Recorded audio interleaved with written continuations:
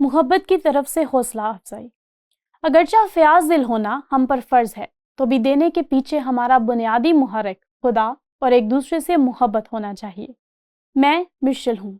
پالوس نے اس اصول کی حقیقت کو تب جانا جب اس نے مقدونیہ کی کلیسیاؤں کو بطور مثال کہا۔ اس خط میں پالوس کی حوصلہ افزائی پر غور کریں جب وہ فیاضی کے تعلق سے بات کرتا ہے۔ دوسرے کرنتھیوں 8 باب اس کی 6 اور 7 آیت۔ اس واسطے ہم نے تیتس کو نصیحت کی۔ اب میں ایک لمحہ کے لیے رکنا چاہوں گی۔ یہاں لفظ نصیحت بہت اہم ہے کیونکہ یہ ایک یونانی لفظ کی نمائندگی کرتا ہے جس کے معنی ہے حوصلہ افزائی۔ ہم نے تیتس کی حوصلہ افزائی کی۔ اس خیال کو ذہن میں رکھیں کیونکہ یہ بعد میں ایک اور حوالے میں آئے گا۔ اس واسطے ہم نے تیتس کو نصیحت کی کہ جیسا اس نے پہلے شروع کیا تھا ویسا ہی تم میں اس خیرات کے کام کو پورا بھی کرے۔ دوسرے لفظوں میں جب تیتس وہاں تھا اس نے کرنتھیوں سے اس بارے میں بات کی تھی اور جو وعدہ انہوں نے کیا تھا وہ اس پر عمل نہیں کر رہے تھے، نذرانوں کے لحاظ سے، خاص طور پر یروشلیم اور یہودیہ کے علاقہ کے ضرورت مندوں کے لیے۔ اور پھر وہ کہتا ہے میرے خیال سے یہ مبالغہ آرائی ہے، میں پالوس کے بارے میں ایسا کہنے والا کون ہوں؟ اگر آپ کرنتھس کے لوگوں کو سمجھیں، وہ مثبت ہونے کی کوشش کر رہا ہے جب وہ کہتا ہے پس جیسا تم ہر بات میں ایمان اور کلام اور علم اور پوری سرگرمی اور اس محبت میں جو ہم سے رکھتے ہو سبقت لے گئے ہو، ویسے ہی اس خیرات کے کام میں بھی سبقت لے جاؤ۔ خیرات کے کام میں کیا ہے؟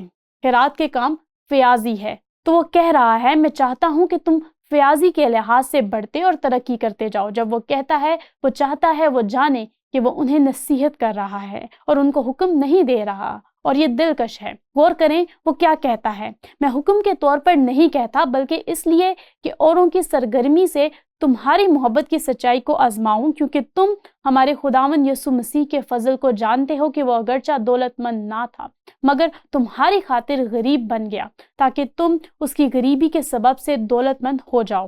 ویسے یہاں لفظ دولت مند سے مراد فضل میں دولت مند ہونا ہے، اور وہ مقدونیہ کی مثال استعمال کرتا ہے جنہوں نے اپنی غربت میں دیا۔ یہ فضل میں دولت مند ہونا ہے۔ وہ اپنی بہتات میں سے نہیں دے رہے تھے، ان میں سے چند اپنی غربت میں سے دے رہے تھے، اور اس لیے فضل درکار ہوتا ہے۔ تو وہ کہہ رہا ہے میں چاہتا ہوں کہ تم فضل میں دولت مند ہو جاؤ۔ اگر آپ اس کے سیاق و سباق کو نہیں سمجھتے، اس کی غلط تشریح کی جا سکتی ہے۔ پالوس یہ التجا کرتا ہے میں نے لفظ التماس کو یاد رکھنے کے لیے کہا تھا۔ اگر آپ واپس رومیو 12 باب اس کی پہلی اور دوسری آیت دیکھیں، عام طور پر پالوس یہ کہہ رہا ہے پس اے بھائیو میں خدا کی رحمتیں یاد دلا کر تم سے التماس کرتا ہوں۔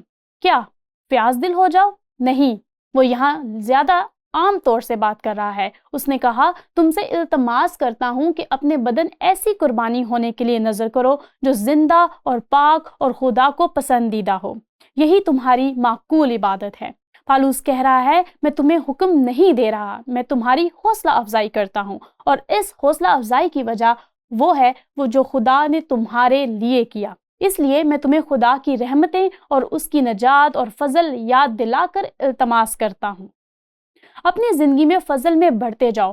اور پھر وہ کہتا ہے اور اس جہاں کے ہم شکل نہ بنو بلکہ عقل نہیں ہو جانے سے اپنی صورت بدلتے جاؤ تاکہ خدا کی نیک اور پسندیدہ اور کامل مرضی تجربہ سے معلوم کرتے رہو۔ اب اگر آپ پھر سے دیکھیں رومیو کے اس حوالے کی طرف، وہ دراصل کہہ رہا ہے خدا نہیں چاہتا کہ تم اس لیے اس سے محبت کرو کیونکہ یہ کرنا تمہارا فرض ہے۔ خدا ہماری اس کے لیے محبت اور جو کچھ اس نے ہمارے لیے کیا اس وجہ سے ہم سے محبت اور وابستگی چاہتا ہے، اور یہ ایک طاقتور اصول ہے، اور یہ اس سے مطابقت رکھتا ہے جو پالوس رسول نے کرنتھیوں سے دینے کے بارے میں کہا، کیونکہ دینا رومیو کے لیے بہت اہم ہے۔ رومیو 12 باب اس کی پہلی اور دوسری آیت۔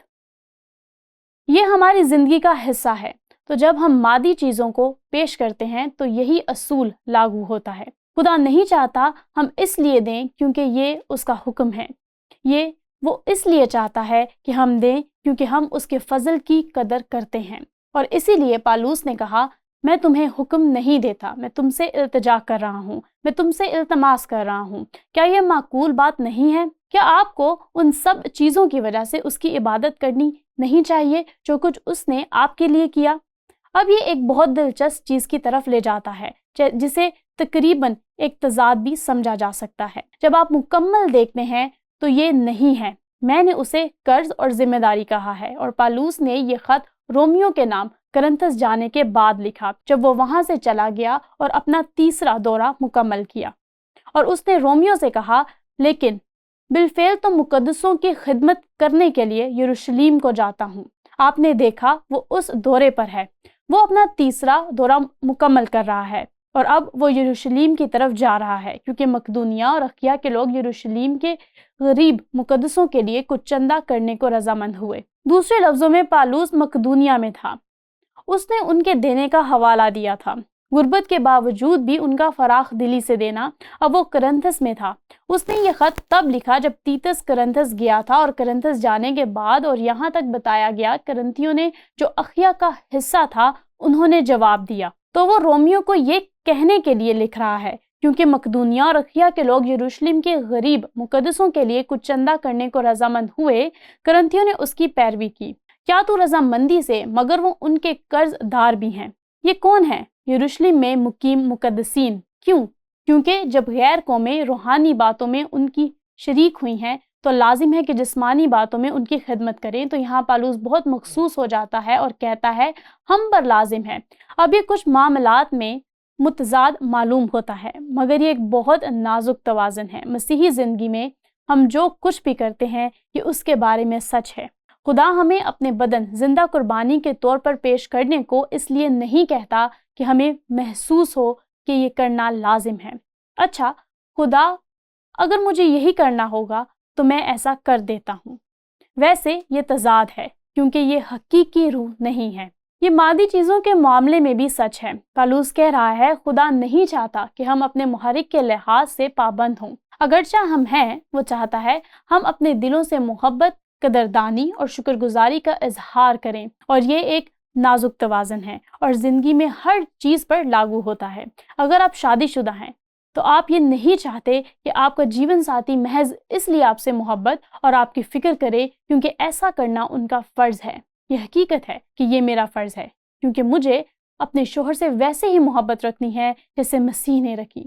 مگر کسی کے لیے یہ کہنا زیادہ فائدہ مند نہیں کہ اچھا میں تم سے اس لیے محبت رکھوں گا کیونکہ یہ میری ذمہ داری ہے۔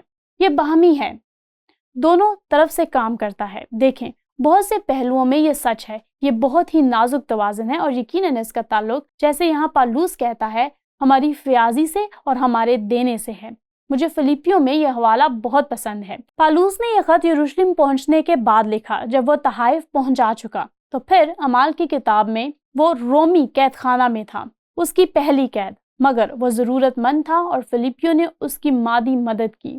اس نے لکھ کر ان کا شکریہ ادا کیا۔ تو وہ فلیپی سے یہ کہتا ہے، چنانچہ تھسلنیکے میں بھی میری احتیاج رفع کرنے کے لیے تم نے ایک دفعہ نہیں بلکہ 2 دفعہ کچھ بھیجا تھا۔ دوسرے لفظوں میں وہ یہ کہہ رہا ہے کہ اپنے دوسرے دورے پر ہم نے فلیپی میں کلیسیا کی بنیاد رکھی جو ہمیں ظلم و ستم کے باعث چھوڑنا پڑا۔ ہم تھسلنیکے کی طرف چلے گئے، وہاں بھی ہم نے کلیسیا شروع کی۔ ہمارے پاس کوئی طریقہ نہیں تھا کہ ہماری میز پر روٹی موجود ہوتی۔ دراصل ہم نے صرف اس بات کو یقینی بنانے کے لیے کام کیا کہ ہم کھانا خرید سکیں کیونکہ ہم پابند ہونا نہیں چاہتے تھے، مگر تم فلیپیوں نے ہمیں تحفے بھیجے۔ دوسرے دورے پر بھی تو وہ کہتا ہے، چنانچہ تھسلنیکے میں بھی میری احتیاج رفع کرنے کے لیے تم نے ایک دفعہ نہیں بلکہ 2 دفعہ کچھ بھیجا تھا۔ یہ نہیں کہ میں انعام چاہتا ہوں بلکہ ایسا پھل چاہتا ہوں جو تمہارے حساب میں زیادہ ہو جائے۔ واہ، کیا حوصلہ افزائی ہے! یہ ویسے ایک اکاؤنٹنگ کی اصطلاح ہے اور وہ بس یہ کہہ رہا ہے جو کچھ تم نے میرے لیے کیا وہ ابھی آسمان پر دلچسپی کا باعث ہے۔ یہ استعارہ ہے، تمہارے حساب میں زیادہ ہو جائے۔ میرے پاس سب کچھ ہے بلکہ افراط سے ہے۔ تمہاری بیچی ہوئی چیزیں اپافردتس کے ہاتھ سے لے کر میں اسودہ ہو گیا ہوں۔ اب وہ قید خانہ سے لکھ رہا ہے۔ اپافردتس شاید وہاں سینئر پاسٹر یا رہنما تھا۔ غور کریں، وہ کہتا ہے جو تم نے کیا وہ خوشبو اور مقبول قربانی ہے جو خدا کو پسندیدہ ہے۔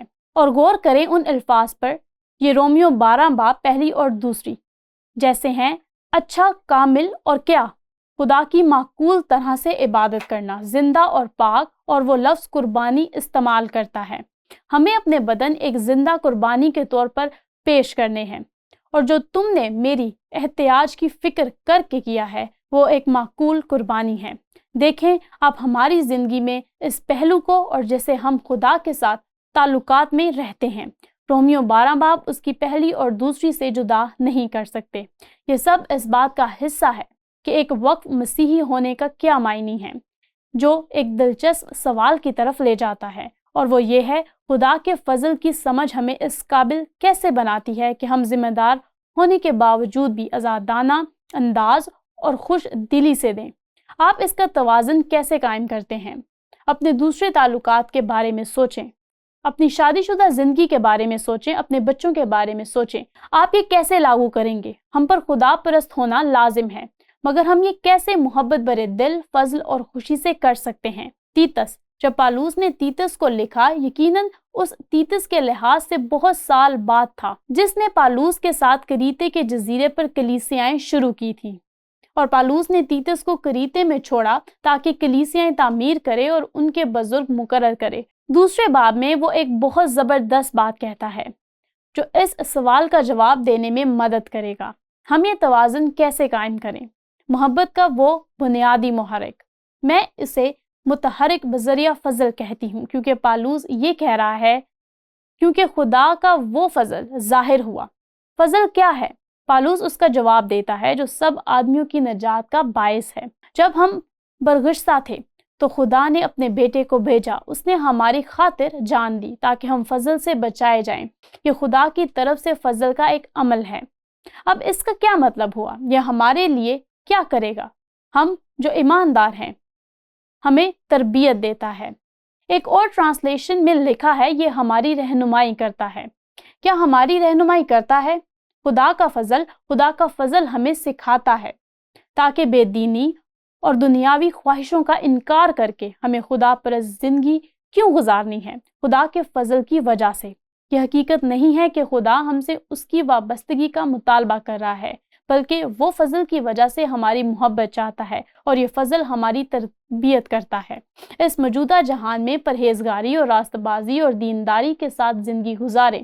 پالوس رومیو 12 باب اس کی پہلی اور دوسری آیت کے بارے میں بات کر رہا ہے، لیکن رومیو 12 باب اس کی پہلی اور دوسری آیت میں معروضی طور پر ہمارے جسموں کو زندہ قربانی کے طور پر پیش کرنے سے ہمیں وہ مادی چیزیں بھی مل جائیں گی جو ہماری زندگی کا حصہ ہیں، اور یہ خدا کا فضل ہونا چاہیے جو ہمیں اس میں سے فراخ دلی سے دینا سکھاتا ہے جو خدا نے ہمیں دیا ہے۔ میں اس اصول کو دہراتی چلوں، اگرچہ فیاض دل ہونا ہم پر فرض ہے، تو بھی دینے کے پیچھے ہمارا بنیادی محرک خدا اور ایک دوسرے سے محبت ہونا چاہیے۔